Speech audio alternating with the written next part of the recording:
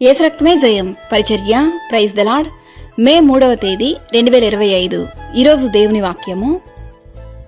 దేవుణ్ణి ప్రేమించు వారికి అనగా ఆయన సంకల్పము చొప్పున పిలువబడిన వారికి మేలు కలుగుటకై సమస్తమును సమకూడి జరుగుచున్నవని ఎరుగుదుము. రోమీలకు రాసిన పత్రిక 8వ అధ్యాయం 28వ వాక్యము. దేవుడు ప్రేమ స్వరూపి, ప్రేమలేనివాడు దేవుణ్ణి ఎరుగడు.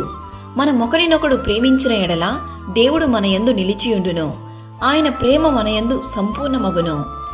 మనకు అనుగ్రహింపబడిన పరిశుద్ధాత్మ ద్వారా దేవుని ప్రేమ మన హృదయంలో కుమ్మరింపబడి ఉన్నది.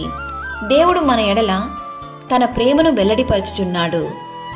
దేవుడు ఎవరిని ముందుగా నిర్ణయించెనో వారిని పిలిచెను, ఎవరిని పిలిచెనో వారిని నీతిమంతులుగా తీర్చెను, ఎవరిని నీతిమంతులుగా తీర్చెనో వారిని మహిమపరిచెను.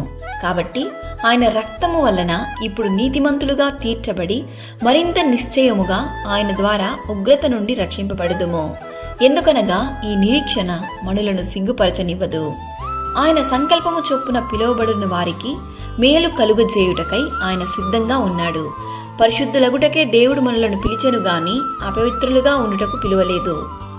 మరియు అన్నిటి యందు ఎల్లప్పుడూ మీలో మీరు సమృద్ధి గలవారై ఉత్తమమైన ప్రతి కార్యము చేయుటకు దేవుడు మీ ఎడల సమస్త విధములైన కృపను విస్తరింపజేయగలడు.